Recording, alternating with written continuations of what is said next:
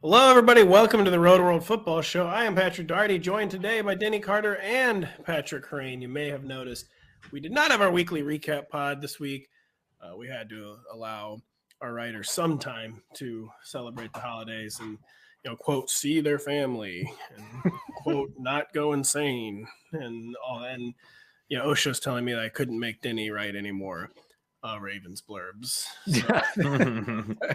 It's actually, there's a federal limit on 6,240 words for Gus Edwards every season. I hit that. He's already hit it. So we've got 5 or 6 days to the end of the year. As long-time listeners know, we can't reveal if it's Monday or Tuesday, but Denny will be writing about Gus Edwards again, of course, on January 1st, 2023. But so we didn't have the recap pod this week, so we've got Mr. Pat with us on what is typically kind of our waivers and a little bit of recap show. We're going to do a little more recapping than usual today, which is good since not a big waivers week again. We're on several weeks in a row of like really low wattage waivers weeks, which is partly because we're getting to the end of the year. Some teams are kind of shutting down, but just knock on wood, there has been a continued lack of like major injuries, like forcing people into like big time touch roles. So low wattage at waivers, but by the way, too, I was about to just get right into the news, like really professional.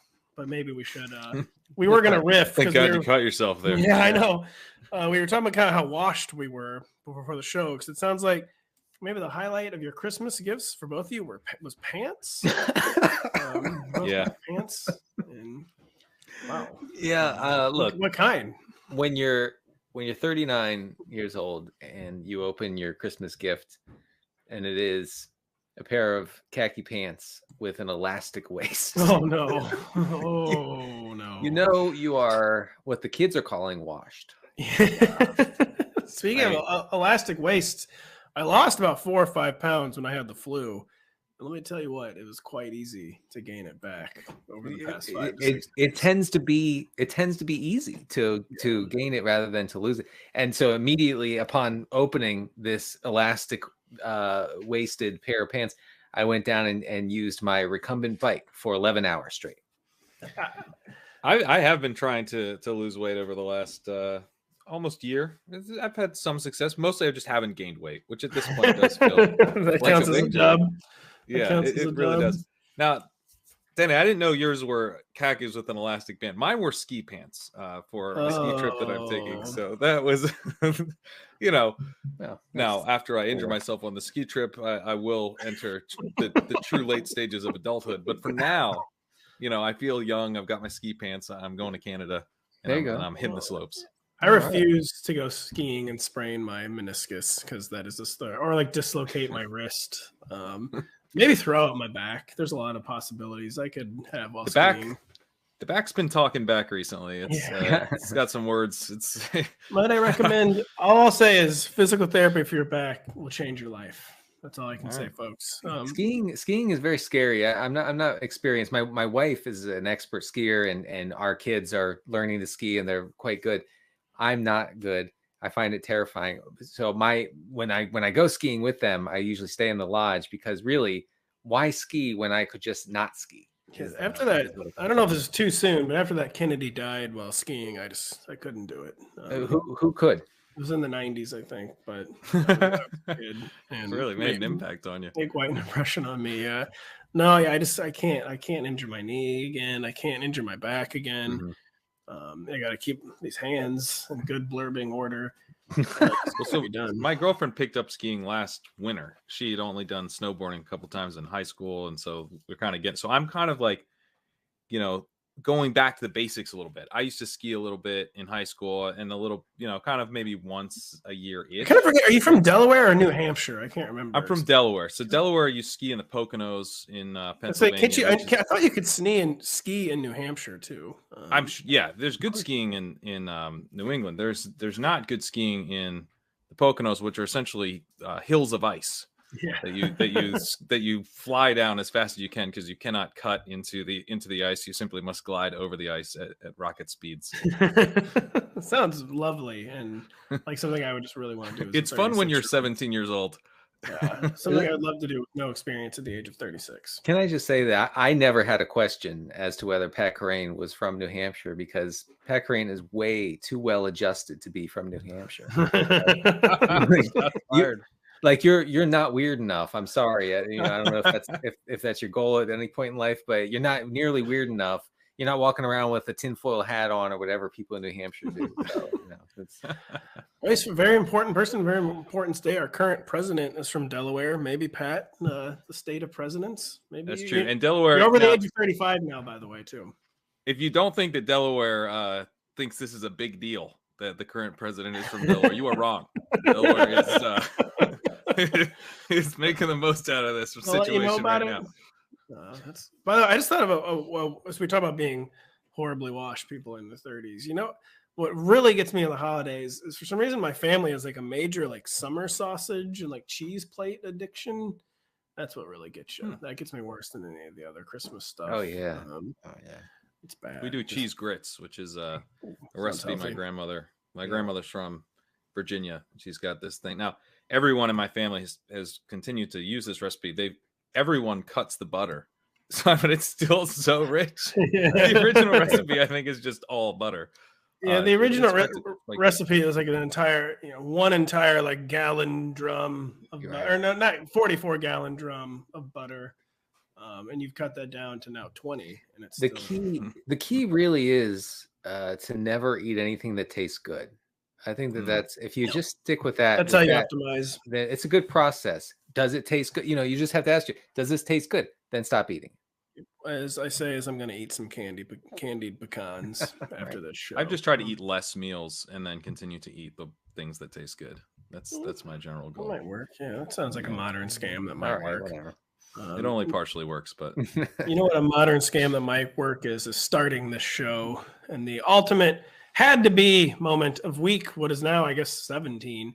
The Broncos have fired Nathaniel Hackett after the 4-11 beginning to his coaching career. What is,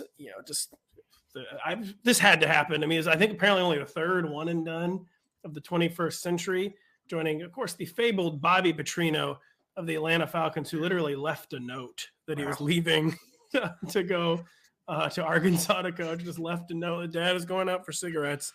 And he was at least honest. He did not say he was coming back.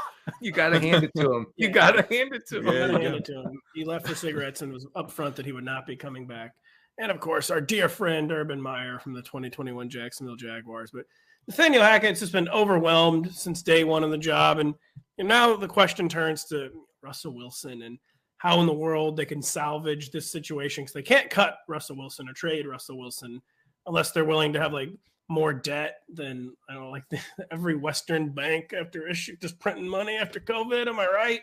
No, am I right? I don't know anything about money or debt. There's a salary cap here. Is another important consideration. I don't know anything about how monetary policy works, but they can't cut Russell Wilson, basically.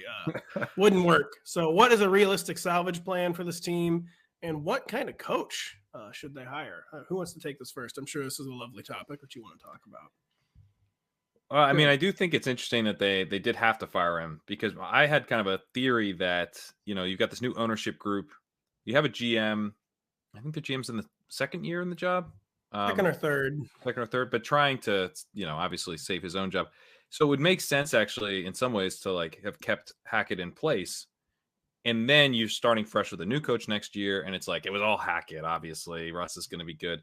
But Russ is going to look terrible for the rest of this season as well. Under, only 2 games, the interim coach. Only 2 games. But Hackett had just been so bad, and the team was just falling apart that, they obviously had to make the move. But yeah, it's what kind of sell can you really make for like a new coach to come in? I don't think you're getting one of the top offensive candidates, right? I mean, is there any can Sean Payton convince himself that he can have Drew Brees type success? No. It used to kind of be Russell Wilson's game, where he was pretty accurate and efficient, and he could hit deep balls down the field when he needed to. But that's just like all been gone this year. I think Sean Payton would, if he were on this show, and if he's listening, Sean, if you're listening, I'm sure you're laughing. You're having a good laugh. Yeah, because he's not saving up his capital, his coaching capital for the worst situation in pro sports. Well, I don't know. I mean, he might think it's a better situation than like the Colts. They have no draft picks.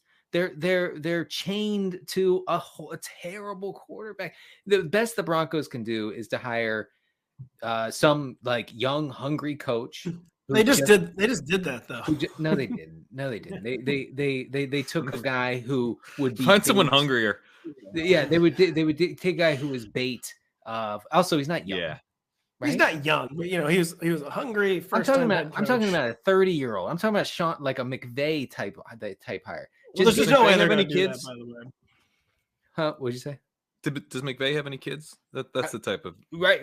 Yeah, I think he has a 2-year-old. So we have to look into that. 6-year-old Seamus McVay. Like ready for his big challenge. Someone who will come in and make it so that the quarterback doesn't matter. Because that's the only way that the Seahawks were ever good with Russell Wilson is when they de-emphasized his role in the offense. The one time, and I know you guys are old enough to remember this, they let Russ cook. In the end, it was catastrophic. Well, it was really good. Like the appetizer and like the salad, and then the main course arrived. And like the restaurant burned down. Yeah, so Pete Carroll knew, and he knew what none of us knew, which you can't base an offense on Russell Wilson. Like you have to make it so that, like with Brock Purdy or Jimmy Garoppolo in San Francisco, they don't matter. It doesn't matter who's quarterback for the Niners. Anybody can do it. Literally anybody. Yeah, so, the Mike McDaniel would be like because Mike McDaniel wasn't like a particularly sought after coach, right? I mean, he was up and coming, but yeah, he kind of was, but he wasn't like the name, and has obviously turned out to be a really good hire. But they kind of need someone like that who can. I think maybe a Shanahan style system is what you need here. The other issue with Russ, what every team needs is a Shanahan style system. Probably. Russ he turns 35 next November. Like that is it's a tough sell. You're taking your first season as the Broncos head coach, your quarterback who's coming off a horrible year is turning 35 years old. I mean, I don't know, but I do worry about if the Broncos can recover at all because their running game is absolutely terrible. Are they going to? They're going to use their second round pick on a running back. By the way, I would just take that as an article of faith. Well, I mean, they have Javonte Williams coming back from injury, so that would be a catastrophe. I'm not saying they won't do it. It's going to be the Seahawks method. They just need to go the full Seahawks method. I think they honestly. I think instead of trying to find the next McVay or Shanahan or LaFleur, I think they need to recreate the Seahawks. They need to hire a hard-ass retread coach who just has no respect for Russell Wilson. It's like, yeah, sorry, man. Like, you got to just do nothing. And because they've got a good enough defense and they could have a good enough running game pretty quickly, I think. And they still have 2 solid-ish receivers. Yeah, I think they need to go really old school. Is frankly what I believe. They did go really old school this year, though. They were not really. I mean, Nathaniel Hackett does not have an old school personality. He's a doormat. Sure, like, he's a total. Like I think we're seeing sometimes the virtues of like. I don't think this is a situation like a whiz kid. Like I'm a really nice, friendly Kevin O'Connell guy is going to solve. And like we're seeing occasionally why. You need a hard ass. You're saying Mike Zimmer needs to come in? Honestly, yes. I kind of am. Or maybe Gary Kubiak for like the 5th time. He's not really a hard ass. Maybe he can have his 5th tour of duty with the Broncos. They got to hire a retread. I actually am a firm believer in this. I've never obviously uttered these words in my entire life, but I just do not think it's going to work. It cannot be. This is a situation where I categorically cannot be a first-time head coach. There are so many fires probably going on in that locker room. Like it has to be someone who has experience like the interpersonal dynamic and like controlling a locker room, basically. I know I'm sounding, I said I'm 36 and I know I'm making myself sound 72. No, you're right though. It's not just the on-field situation. It's the off-field situation. It's the fact that the entire team hates the highest paid guy, right? Like there's like a clear disdain for Russell Wilson during plays. Players are saying, "What are you doing?" Cortland Sutton was doing this against the Rams. It's remarkable. So you're going to have to walk into a situation and put out those fires. The off-field stuff is more concerning, honestly, than the on-field stuff, and that's saying something. Yeah, I guess what I would just say, I agree with everything you're saying about the off-field stuff. I would just like note that the Broncos generally did play fairly conservative this year, or they were like really dedicated to balance. They just refused. I guess they were dedicated to balance, but Pat, I think you could tell it was like kind of like in a nonsensical way. Like there was no in a nonsensical way. Yeah. It wasn't like kind of like a Matt LaFleur balance, or even if you don't necessarily agree with like the way the Packers run their offense, you can tell there's like a grander vision at play. Or it seemed like with Nathaniel Hackett, who came from that system, he's just like, well, we were usually pretty balanced in Green Bay, so I guess that just means call 50% runs and 50% passes, right? The sequencing doesn't matter, right, guys? Yeah, and from that perspective, I think anything's better. Like a Steve Wilkes guy who comes in, and I mean, I think he's fairly old school and has just gone full establish it with the Panthers, and it's kind of worked. I mean, so I am open to that. 64 yards at halftime against the Lions for the Panthers. Yeah, the balance thing is not working. You got to go extreme one way or another. Yeah. You can't. It's just a class 2. Balance for the sake of balance doesn't get you anywhere. The sequencing is very important. And Nathaniel Hackett didn't seem like he knew how to sequence an offense whatsoever. So they got to bring back John Fox. Is what I'm saying. No, I mean, are there any good retreads? How do you say it? Is it retread or retread? By the way, it's retread. All right. Is there any good retreads out there? I can't think of any. Is Bill Parcells alive? He would be friggin' perfect, but he's 80. He would be like the guy for the job, to be honest. Guess who's a Bill Parcells acolyte? Sean Payton. Well, after what Matt Patricia's shown with Mac Jones, maybe they could bring in him. Oh, it's true. Yeah. What about, is Vrabel got any guys? That's kind of what you're saying, right? You need like a variable. Yeah, you kind of need a Vrabel type. Yeah. I mean, is there a Tomlin? Tomlin doesn't have any good. Tomlin hasn't have much of a coaching tree because he always has the same offensive coordinator for like 9 years. Yeah. Trying to think. He has no good reach. Yeah, they should hire a first-time head coach. I think that's pretty obvious that they should hire like a first-year guy with no experience, and no one's laughing. Look, what I meant was someone who would get creative with the system, but who also would need, as you said, to be a hard ass. You know, the thing is, I don't think there's any room for creativity here anymore because I think he's just that bad, and like the creativity is just going back to pretending that Russell Wilson is like not the quarterback and is just someone to be ashamed of. Yeah, I mean the on-field stuff. Forget about the off-field for a second.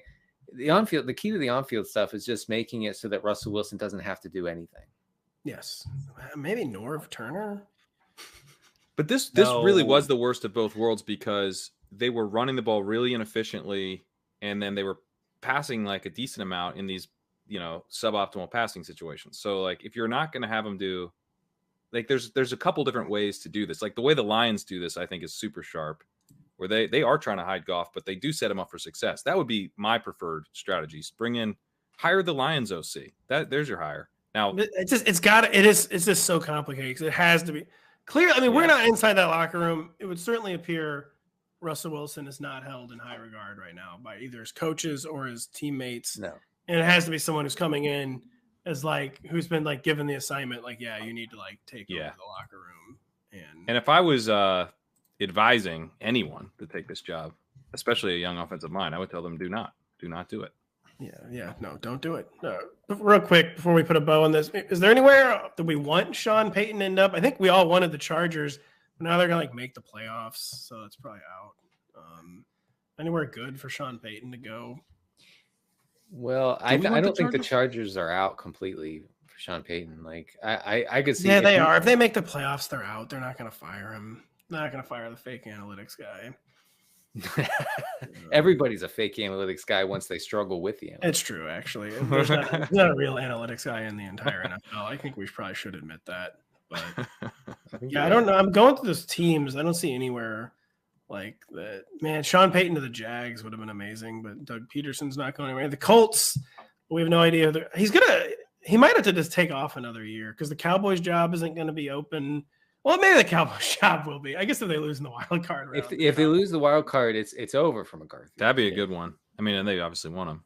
Cowboys would be the dream, I guess. The Chargers were my dream, but that's not happening. I'm telling you, there's a small chance if they lose in the first round, I think the Chargers could come up with an excuse to get rid of Staley. I don't want him to go to the Chargers. He's just he might retain Lombardi. It's just gonna be the same thing.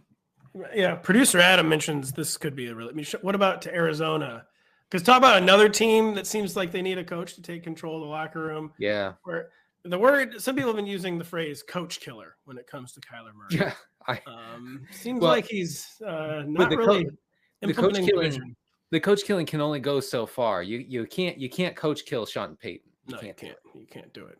No, he's too highly regarded. Arizona Cliff's defense is not particularly strong as far as coach killing goes. Yeah, it wasn't very hard to kill him. That is true. He's like the guy. No offense to Cliff Kingsbury, but he's the classic. He gets eaten by the dinosaur 30 minutes into the movie. Are you calling him Newman in Jurassic Park? He's the lawyer on the toilet in Jurassic Park. Oh, I think that's a little deeper into the movie. I think, but I think he's more Newman. Yeah, I think he's trying to coax the dinosaur, and then Newman's near the end of the movie, though. That's near the end. Like stuff's already gone haywire. It's a horrific death. What's the name of the island? Isla Nublar or whatever. I know that's not how you pronounce the word. That's what they say in the movie, though. Anyways, we probably need to move on. Tua Tagovailoa, guys. I don't know if you heard of him. Has only 6 touchdowns and 5 interceptions over his past 4 starts. He threw picks on each of his final 3 drives on Christmas Day against the Green Bay Packers as the Dolphins let a 4th straight game slip away, all against teams in the playoff mix. Is the real concern here if teams kind of finally figured out Tua and this Kyle Shanahan system where it produced an 84-yard touchdown when things were going well on Sunday? Is this kind of like the Dolphins and Tua like not adjusting back to the inevitable adjustments? Is it just the arm strength concerns like rearing their ugly head? Like, what is it? And are we actually concerned with Tua's really shaky recent play?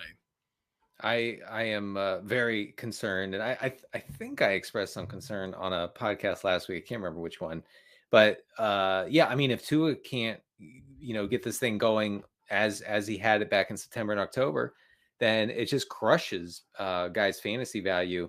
If you look at the past 4 weeks, you have Tua with the league's 4th lowest completion rate over expected. This is an area where he was thriving earlier in the season. He's now in the living his best life, didn't he? He's now in the Matt Ryan, Trace McSorley area of the completion rate over expected. From what I've seen in film breakdowns, obviously I would never watch a game, but film breakdowns, the teams are taking away middle of the field. Start cough laughing at you there. I'm sorry. Taking away middle of the field stuff that they were crushing early in the season, talking about the Dolphins. And they're right, like you said, Pat, a second ago, there's been no counter adjustment, or very little counter adjustment. Maybe there is no counter adjustment because of Tua's limitations. Pat, I mean, how do you feel? Because I don't want to believe that like Tua's like getting figured out, but I mean, I don't know what else you call the Pat. I mean, you get figured out and then you figure them back out. What would you agree with Denny? Concur with Denny? 6-3 decision against Denny. I'm not that worried about it from a fantasy perspective. I mean, I meant to make that point. In fantasy, he is still getting home by and large. Yeah. And like, I kind of don't want them to figure it out from a fantasy perspective. Like, just force it. It was working for us. It might not work as well for you going forward. And, there've been some, Benjamin Solak had a good breakdown of, the Chargers taking away the middle of the field on various routes. But like one of the throws he was supposed to make to the outside, he scrambled. And like, when I see that, I'm like, cool, dude, run that play a lot. Like, that's like, maybe it's bad he's not hitting the outside throw, but if you scramble, I would love for you to run that play more. And like, if you look at what's happening in terms of, we only care about 2 receivers in this. I mean, we definitely only care about 2 receivers, but it would be a shame, I guess, to not have Mostert and Wilson as startable guy, but they're splitting. So it's like, we don't even really have a running back here that we're that worried about. Anyway, it's just Waddle and Hill. You look at through the first 15 weeks of the season, receiving yards on balls that traveled at least 10 plus yards through the air in the middle of the field. So the middle of the field stuff that's getting taken away. Waddle leads the league with 527 yards, and Tyreek Hill was second in the league with 512 yards. Gabe Davis was third with just 369. So a massive gap down to the third place guy. obviously this is what they want to do, and teams are rightly trying to take it away. But last week, Tyreek Hill had 89 yards on these throws, led the NFL. Jalen Waddle had 84 yards on the same types of throws, second in the NFL. Kelsey was more third. Specifically one throw for Jalen Waddle. One throw, you take it to the house. I mean, but that is why the throw you're talking about is the 84-yard touchdown. All 84 yards came on that throw. But that's why we care so much about these throws. He's able to get the ball going full speed across the middle field, go up, score. These throws are Millie making throws. They really are. And they're continuing to force them. It's way less efficient. It's creating interceptions. His inability to throw to the outside is also creating problems. I can't tell if he just really badly missed the last interception. It was supposed to be over the middle of the field, or it was actually an outside throw. But either way, Tua is definitely throwing up some red flags right now. But some strength limitations, Patrick. Yeah, I guess, like, what does it change? You're I think still pretty optimistic about Waddle and Hill next week, even against the Patriots. And Tua, man, I forgot the Patriots and the Jets to end the year. Are we really optimistic? I think the Patriots are more susceptible than the Jets. They are, but this is still, even in like his down bad year, this is still the kind of quarterback like Bill Belichick's been like chewing up and like spitting out. I'm really worried about the Dolphins for fantasy purposes this week. I think I have them ranked in the top 10. I will still say that. I think New England has the ability to completely snuff out this offense. I have a few bones to pick, Pat. But you said we only care about two receivers in the Dolphins. How dare you imply Denny doesn't care about Trent Sherfield? That's probably the only. I think he doesn't. The only Dolphins. No, the only Dolphins receiver he cares about. The only Dolphins receiver he cares about. Listen, after 16 weeks, I've decided I'm out on Trent Sherfield. And had another stray point from this game. It was really weird. Tua, I think, Pat, to your point where they're kind of just like sticking with it, even though it's not necessarily working. Tua, really, really random, probably pointless stat. But Tua's amount of completions over the past 4 games are 18, 10, 17, and 16. And, completing under 60% of his throws in 3 of those 4 games, where it's almost just like they know they're getting diminishing returns on these plays, but the upside is so high, they're just like still trying to hammer it. And maybe a little, not just Tua, like maybe kind of a lack of a coaching plan B from Mike McDaniel, which has not been the case for most of the year. He's been doing an amazing job, and I think he is a great coach and play caller. But maybe like kind of like the first adversity of Mike McDaniel's like head coaching career, and we can't blame it all on Tua, and maybe got to be some coaching adjustments here too. I agree with that, especially against William Belichick, the third. That's not his name, actually.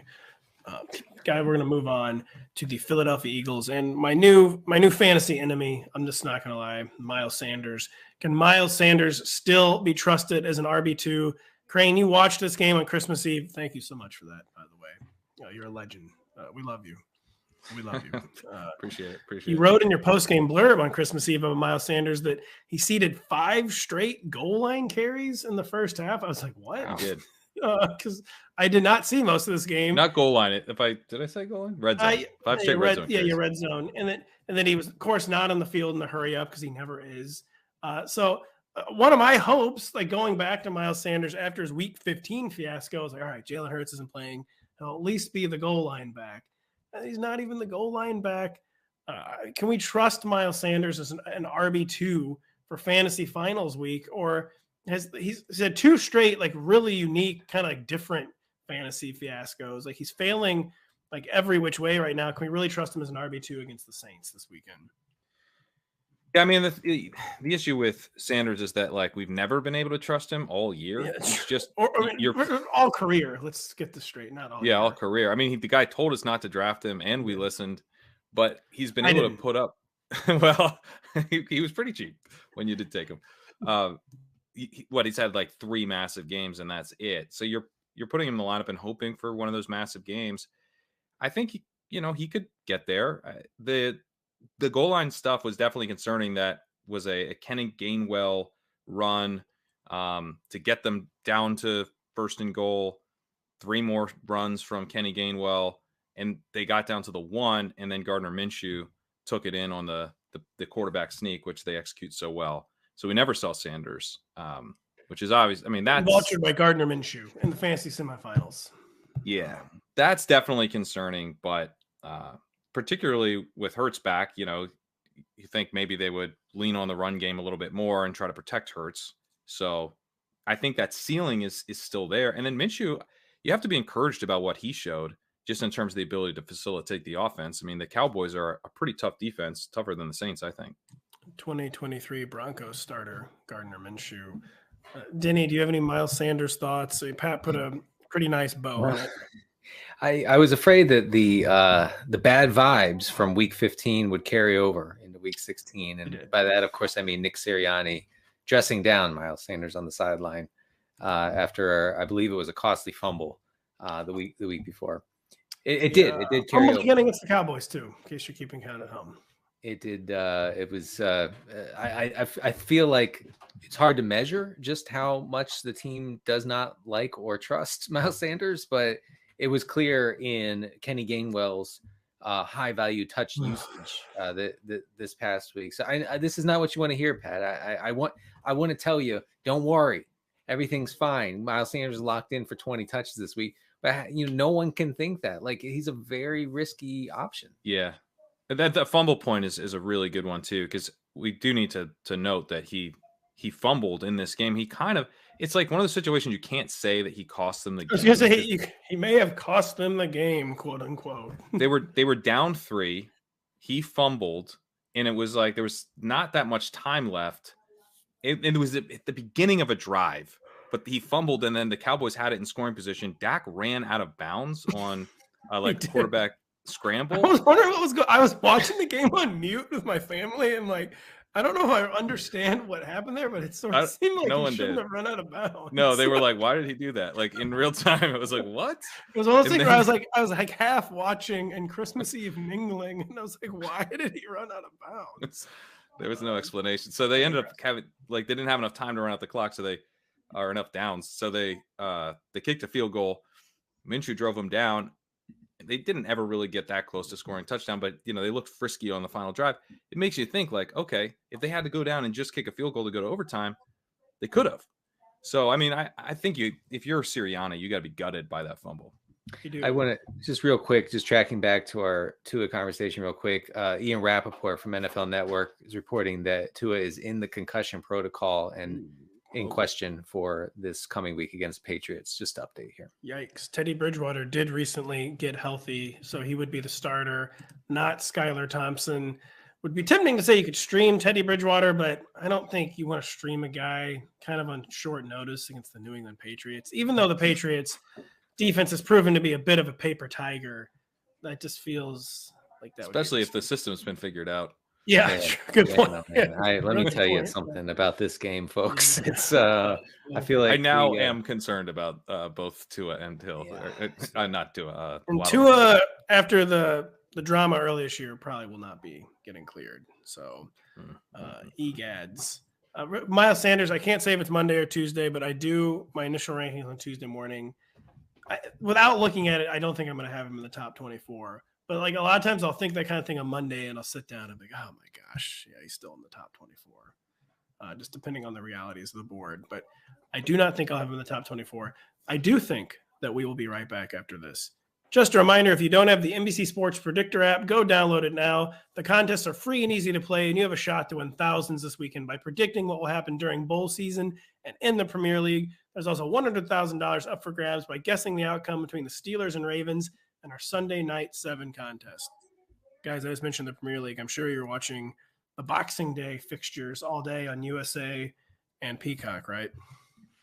Yeah. That's right. You guys don't like soccer because you're losing. No, I was watching. I was driving, but I was watching it. No, I was driving up. So Pat, actually, instead of, what is it, Boxing Day soccer match? The Canada and England thing. You know what I watched today while I, kicked around a little bit? I watched a replay of the 2021 Bay Hill Open.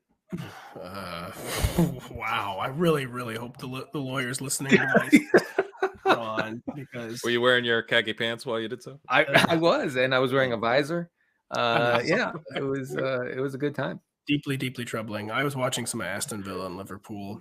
You got to watch soccer on USA, NBC, and Peacock. I seriously do this every week.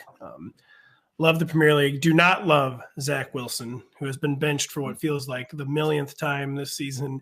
Is there any chance the man who was benched for Cris Streveler, and I'm watching on Bezos TV Thursday night, and legit just had no idea Cris Streveler was on the Jets. And it's like all of a sudden he's in the game. Denny did. You had him in showdown lineups.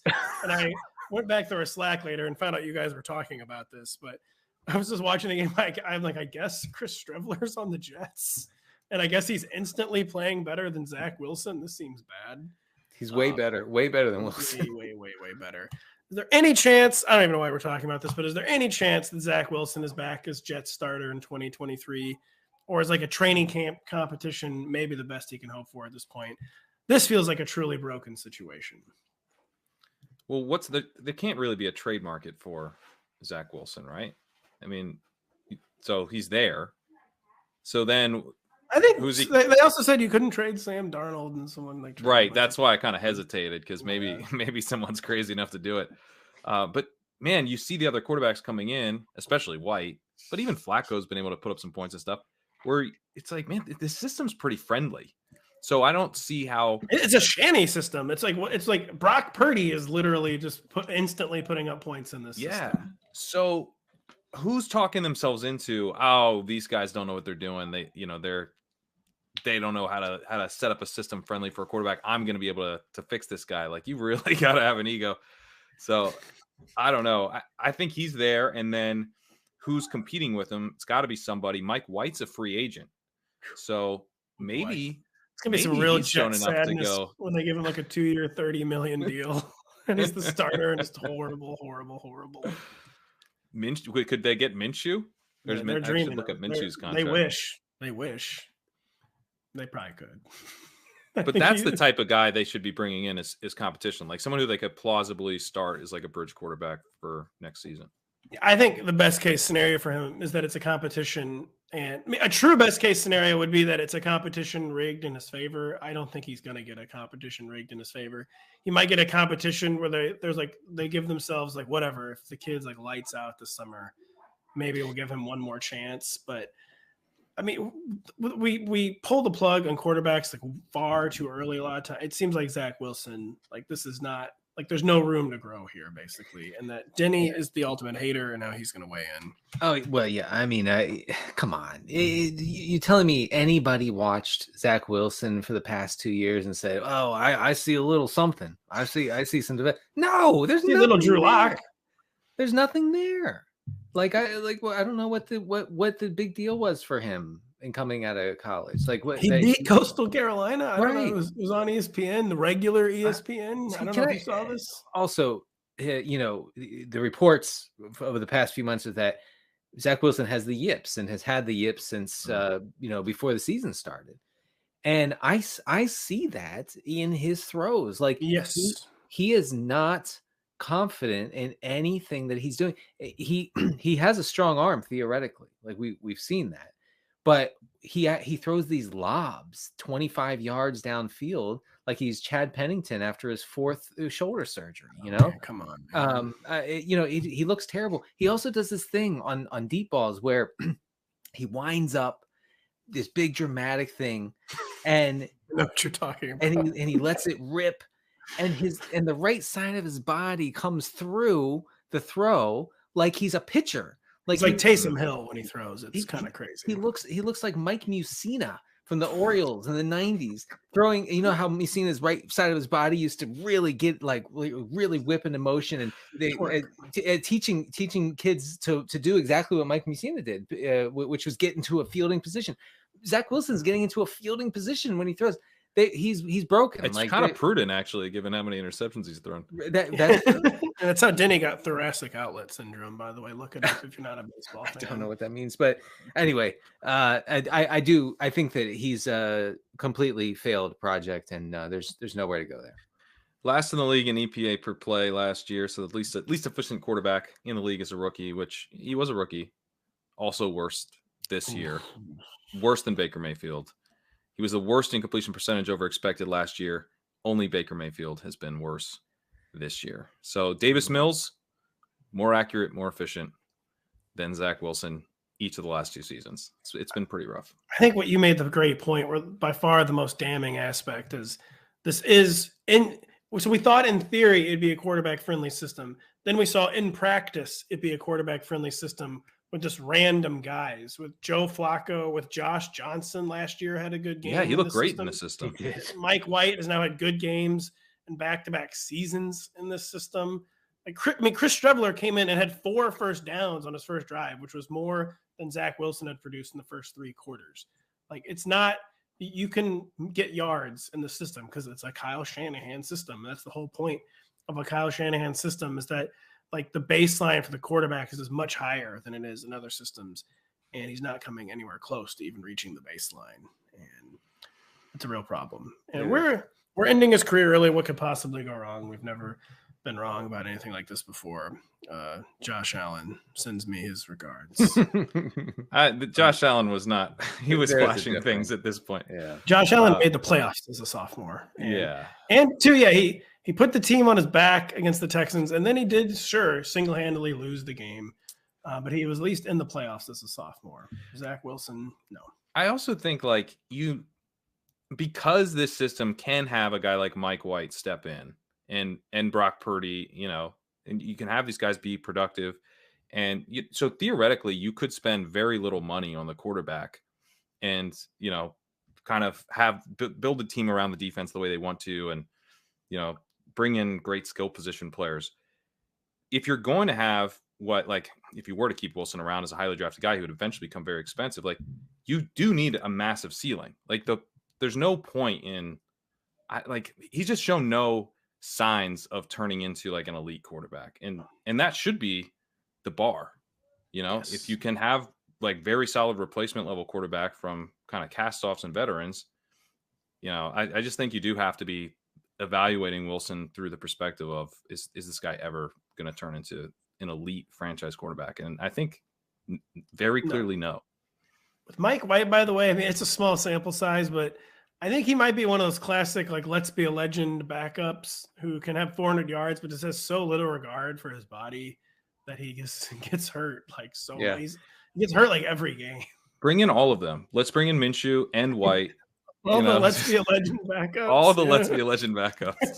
Let's be legends backups. Minshew's also a free agent, by the way, so you can bring in both. Oh yes, Minshew's competing for a starting job somewhere in 2023, and it'll go very poorly, but it's happening.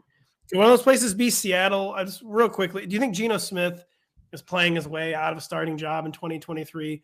Ben Baldwin, Mr. Analytics, or Analytics King, friend of all of us on Twitter.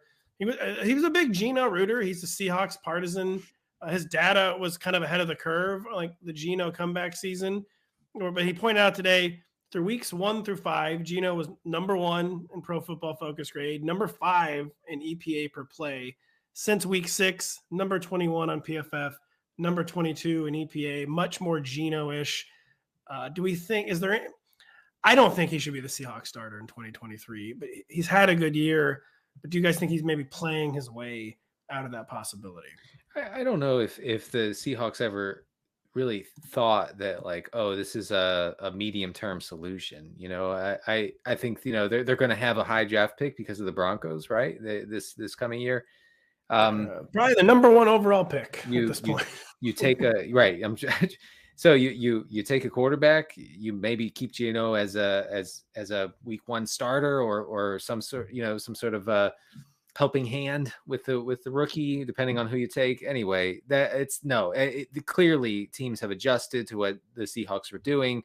Also, the lack of a threat of a viable running game completely exposes Geno and the passing game. We've seen that over 6 to 8 weeks now. That's true. I agree. I think, make him your Mitch Trubisky, draft someone. That's a really good point. Make him Mitch. And just hope he's a little better than Mitch, though. He is a little better than Mitch. He's a little better than Mitch. Looks like the Seahawks, by the way, it's going to be the number 3 or 4 pick right now from the Broncos. So the Texans have the number 1 pick.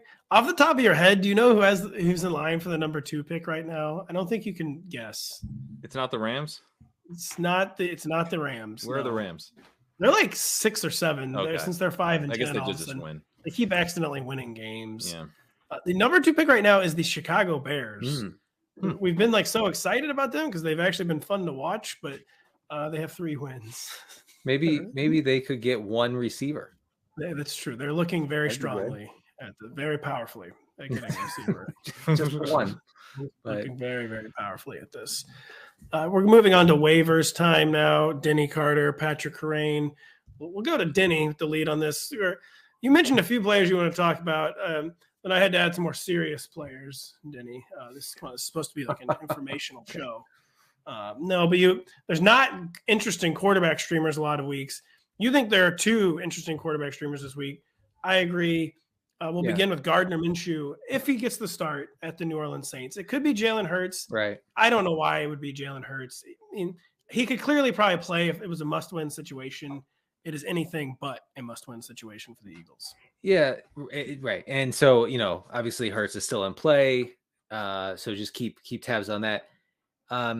Minshew was fantastic. He's everything we could have hoped for in Week 16 against the Cowboys. He was. I mean, I told a lot of people, I was like, no, play Trevor Lawrence still. And now I've just been haunted. Well, I would have said the same. I think, I'm sick to my stomach. I'm not sick about that. Lawrence still got there with the rushing stuff. He got the rushing tutter, which, by the way, I said ironically. Okay, I know people have been reviewing the show. It's been a real, there's been some angry reviews about tutters. Keep them up. Keep up we don't want tutters on this show. It's one of my favorite negative reviews of all time because they're like, the worst part is the guys know football, but they say tutters.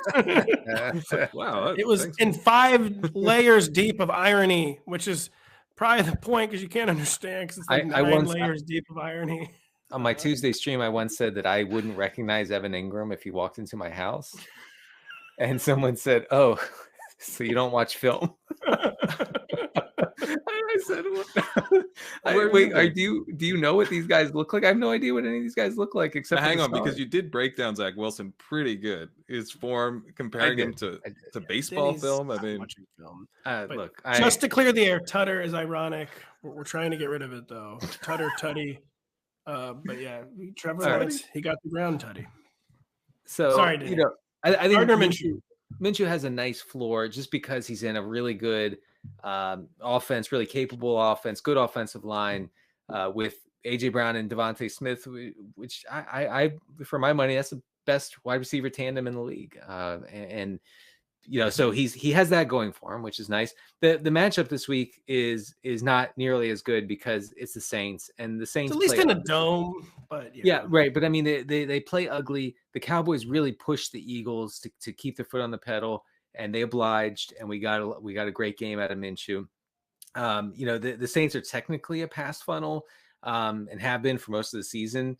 But I think that this game could be Minshew handing it off quite often in the second half as the Eagles milk a lead. I'm not sure that they're going to really do what they did last week.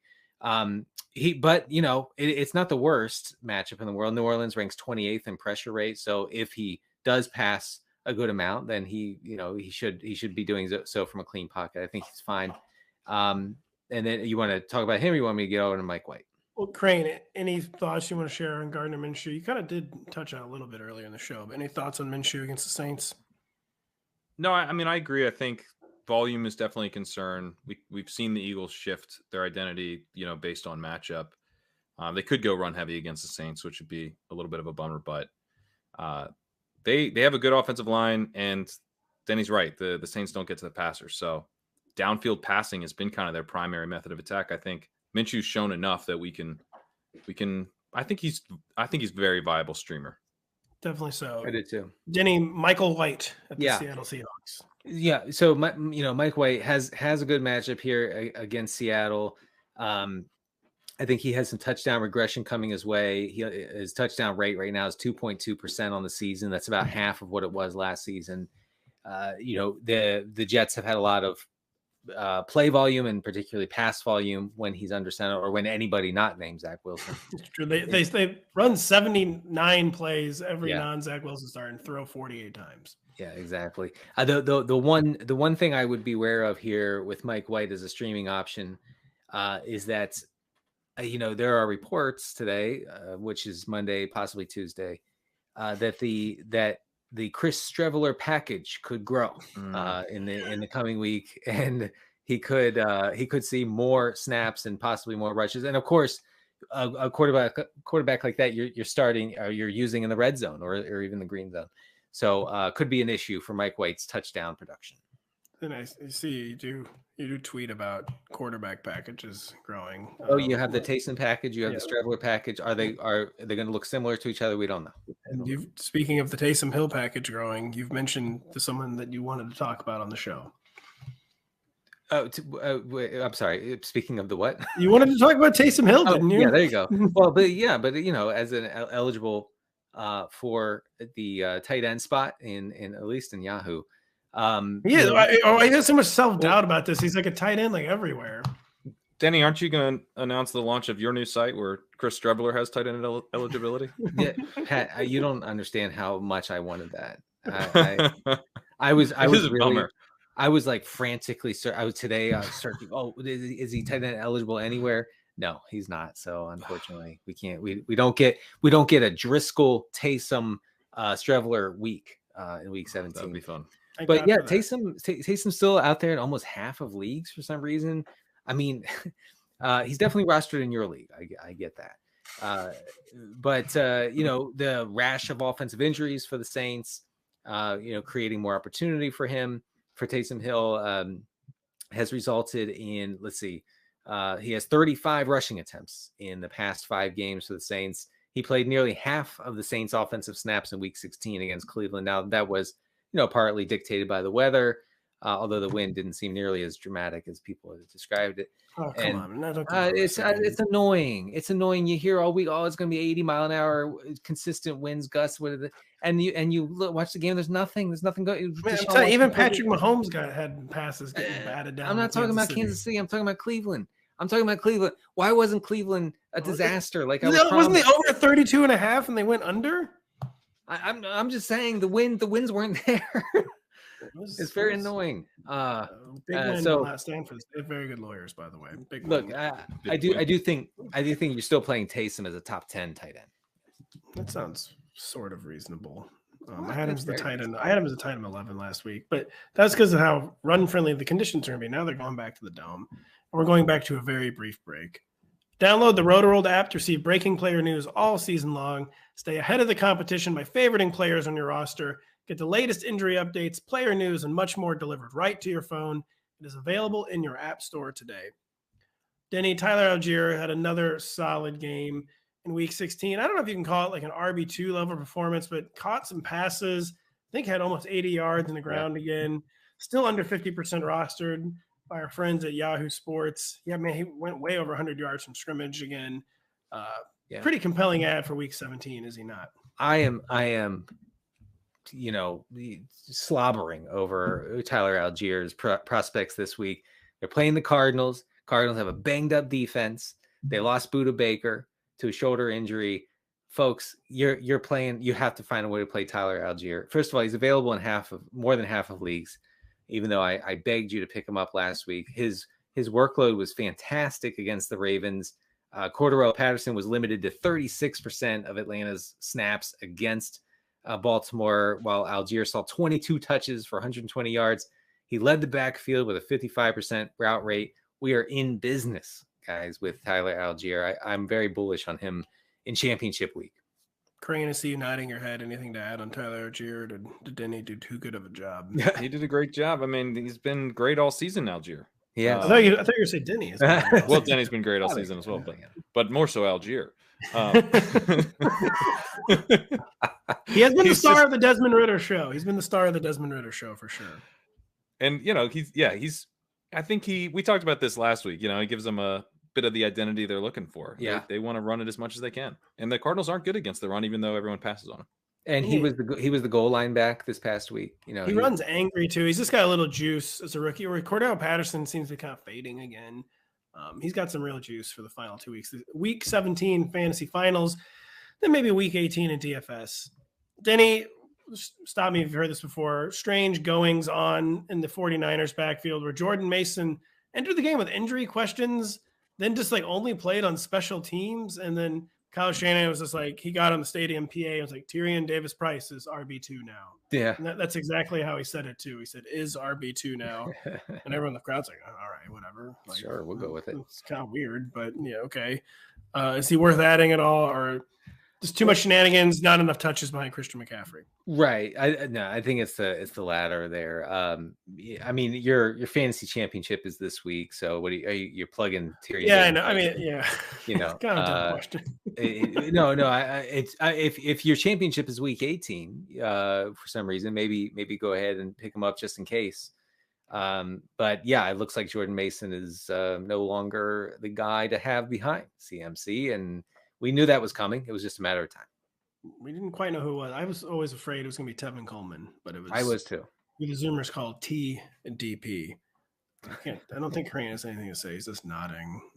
I mean, you know, nothing to say really. Week. Yeah.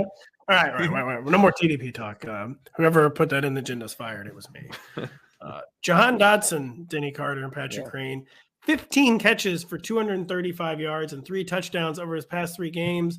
But that was with Taylor Heineke and kind of his like YOLO down the field attitude, which was resulting in some downfield production, but far too many turnovers. They haven't officially announced the change yet, but it would appear Carson Wentz will be returning as the Commanders desperately try to make the playoffs. Does this take the wind out of Jahan Dotson's wide receiver 4 sales? Yeah, a little bit. I mean, I think it seems to be really good for Curtis Samuel, who was targeted relentlessly. I mean, like 35% target share. Right. The second Carson Wentz gets under center. Exactly. So I don't think that Dotson becomes like unplayable. Like you said, as a wide receiver 4, I mean, you're not expecting much there. But if you look at the start of the season, the difference was Washington was super pass heavy to start the first 3 weeks. So you have targets of 5, 5, and 8 for Dotson to start the season. But when you take into account the pass heaviness of the Commanders' offense during that stretch, it's really not much. It's very small target shares. So I do think that Heineke under center is good for Dotson, better than Wentz. But really, we should be talking about Curtis Samuel for this week. So we have a viewer point out, Kerrane, sorry, I get to you. So we did a viewer point. Well, Wentz was like chucking up some prayers to Jahan Dotson earlier in the season, but just like not a whole lot was happening with them. Yeah, he was getting in the end zone a little bit, but not very efficient. I forgot about like the Jahan Dotson early season touchdown binge. It might as well have been like in a different century, but it did happen. Well, Pat, take a little victory lap here, calling the Christmas miracle that we were going to see Carson Wentz. That's right. I forgot about that. It was bound to happen. They had been kind of some really just clunky foreshadowing, really very heavy-handed by the author. But there was some really heavy Carson Wentz foreshadowing from the Commanders in the weeks leading up to Christmas. And yeah, Christmas was either saved or ruined, depending on your perspective, by Carson Wentz appearing in the game for the Commanders. Well, I mean, they're getting a Browns defense next week. I don't think they clearly did not want to see Carson Wentz again. Their hand was a bit forced here. And I think they're going to try to limit passing attention. They had mentally moved on from Carson Wentz for sure. They had. Yeah. The Browns are a run funnel. So I think and the Commanders are already a run first team. I think they could be very much a run first team this week. So that makes Dotson a little less interesting in general. And yeah, if it's not condensed, if we have to worry about not just McLaurin, but Curtis Samuel, that makes it a little tough. Last player to bring up, Christian Watson is day to day with a hip injury. Romeo Doubs has been back for 2 weeks, had a little bit better game in week 16 than he did in week 15. 8 catches for 91 yards. They're playing the Vikings this week where teams really, really stack up passing production. Maybe even if Christian Watson plays the hip injury, he'll be limited. Romeo Doubs well under 50% rostered. Do we like him as a championship week ad?